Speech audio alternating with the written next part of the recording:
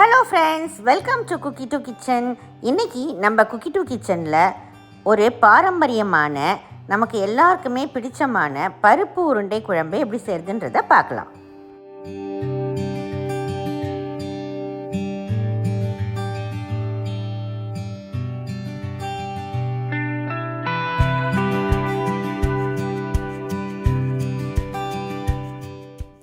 இந்த பருப்பு உருண்டை குழம்பு பண்ணுறதுக்கு நான் இங்கே 3/4 கப் கடலைப்பருப்பும் 1/4 கப் துவரம்பருப்பும் 1 மணி நேரம் தண்ணியில் ஊற வச்சுருக்கேன்.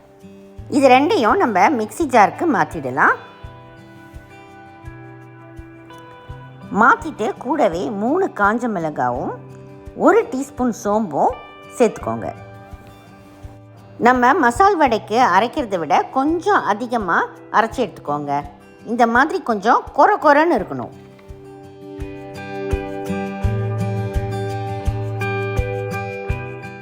இப்போ இதில் ஒரு 10 சின்ன வெங்காயத்தை பொடியாக நறுக்கி சேர்த்துக்கலாம். கூடவே மல்லி இலையும் சேர்த்துக்கலாம். கடைசியாக தேவையான அளவு உப்பு.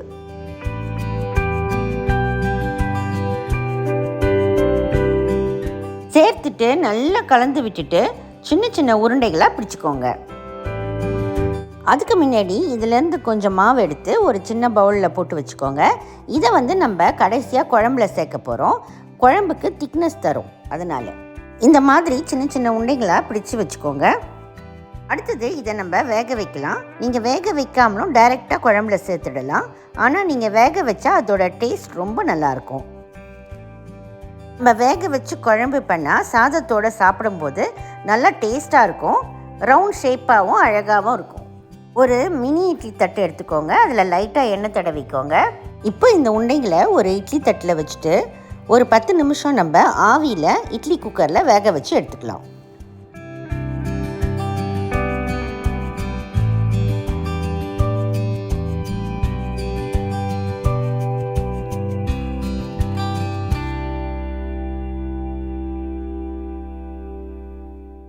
இப்போ 10 நிமிஷத்துக்கு அப்புறம் பாருங்கள், நம்மளுடைய பருப்பு உருண்டைகள் சூப்பராக தயாராகிடுச்சு. இப்போ நம்ம குழம்பு பண்ண ஆரம்பிக்கலாம். ஒரு பேனில் 2 டேபிள் ஸ்பூன் எண்ணெய் ஊற்றிக்கோங்க.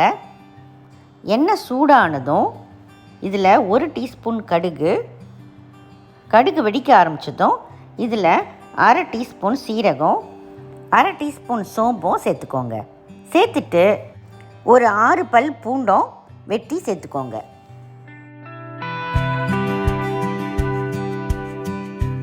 அடுத்தது ஒரு 10 சின்ன வெங்காயத்தை பொடியாக வெட்டி சேர்த்துக்கோங்க. சின்ன வெங்காயம் சேர்த்திங்கன்னா நல்லா டேஸ்ட் தரும். அப்படி உங்ககிட்ட இல்லைன்னா பரவாயில்ல, பெரிய வெங்காயமே சேர்த்துக்கலாம்.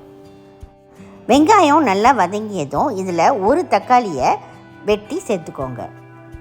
தக்காளி நல்லா மசிஞ்சு வந்ததும் இதில் மசாலா தூள்களை சேர்த்துக்கலாம். 1/4 டீஸ்பூன் மஞ்சத்தூள், 2 டீஸ்பூன் மல்லித்தூள்,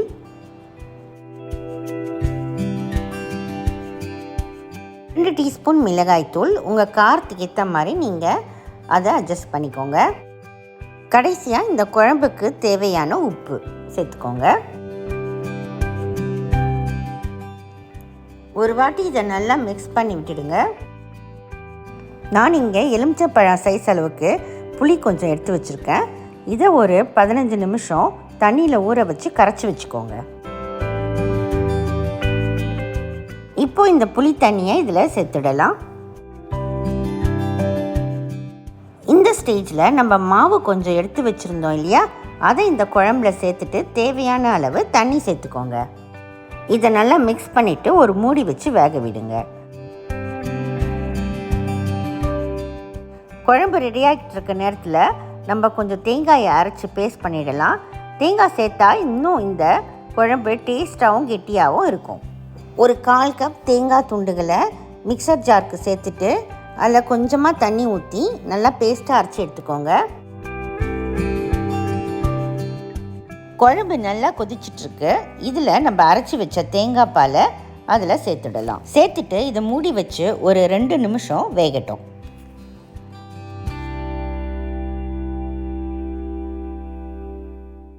இப்போ இதில் நம்ம வேக வச்ச உருண்டைகளை சேர்த்துடலாம். உருண்டைகளை சேர்த்துட்டு மீடியம் ஃப்ளேமில் வச்சு ஒரு 5 நிமிஷம் நல்லா வேக விடுங்க.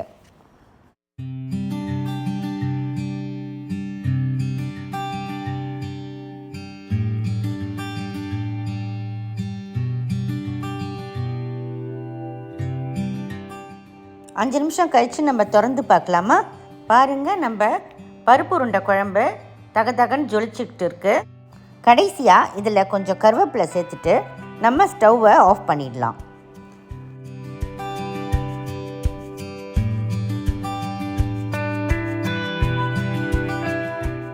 இந்த பருப்பு உருண்டைகளை கொஞ்ச நேரம் நல்லா குழம்புல ஊற வச்சிட்டிங்கன்னா உருண்டைகள் நல்லா சாஃப்டாக ரொம்ப டேஸ்ட்டாக இருக்கும்.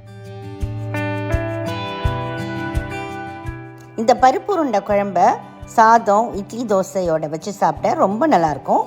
நீங்களும் கட்டாயம் உங்கள் வீட்டில் இந்த ரெசிபியை ட்ரை பண்ணி பாருங்கள். உங்களுக்கு இந்த வீடியோ பிடிச்சதுன்னா குக்கி டூ கிச்சனுக்கு மறக்காமல் சப்ஸ்கிரைப் பண்ணுங்கள். நம்ம அடுத்த வீடியோவில் ஒரு புது ரெசிபியோடு நான் உங்களை சந்திக்கிறேன். அதுவரை பாய் பாய்.